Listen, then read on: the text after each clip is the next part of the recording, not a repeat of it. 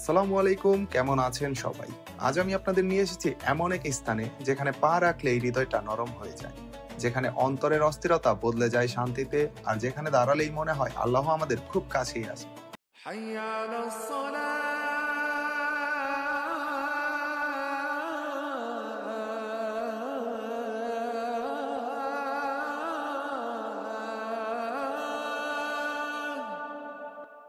আমি এখন আছি ফেনী জেলার কেন্দ্রীয় বড় জামে মসজিদ।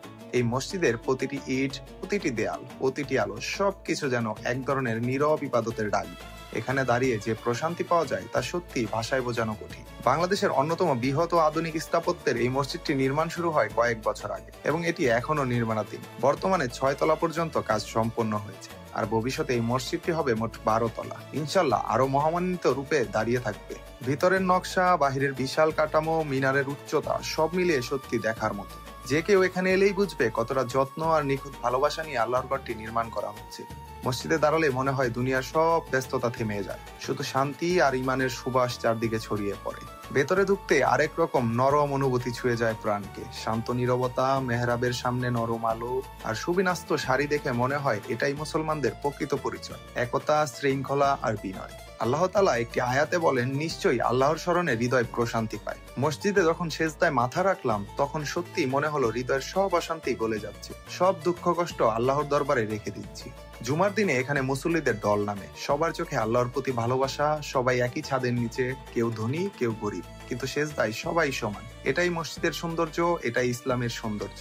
মসজিদের কার্পেট, মেহরাবের ডিজাইন, আলো, বাতাস সবকিছু মিলিয়ে এমন একটা পরিবেশ তৈরি করেছে যেখানে এসে যে কেউ নিজের ভিতরটাকে নতুন ভাবে খুঁজে পাবে। এ যেন আত্মাকে ধুয়ে নেওয়ার জায়গা, একটি বিশুদ্ধতার ঠিকানা। রাসূল সাল্লাল্লাহু আলাইহি ওয়াসাল্লাম বলেছেন, যে ব্যক্তি সকাল সন্ধ্যায় মসজিদে যায় আল্লাহ তার জন্য জান্নাতে একটি ঘর প্রস্তুত করেন। এই কথাটি মনে করে মসজিদে যখন হাঁটতেছিলাম তখন সত্যি মনে হচ্ছিল হয়তো আমরাও সেই জান্নাতের পথে হাঁটছি। এই মসজিদের প্রতিটি কোণে আল্লাহর রহমতের ছোঁয়া অনুভব করা যায়। এখানে কিছুক্ষণ বসে চোখ বন্ধ করলে মনে হয় দুনিয়ার যত চিন্তা, ভয়, কষ্ট সব যেন মিলিয়ে যাচ্ছে।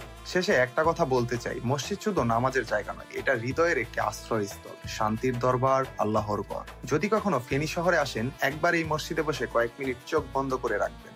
আপনি বুঝে যাবেন কেন আমি এই জায়গাটিকে এত ভালোবেসে আপনাদের সামনে তুলে ধরলাম। আমি বিভিন্ন মসজিদে যাই শুধু একটাই কারণে, আল্লাহর ঘর দেখতে ভালো লাগে। প্রতিটা মসজিদই একটা অনুভূতি, একটা নরম জায়গা, যেখানে দাঁড়ালে মানুষ নিজেকে বদলে যেতে দেখে।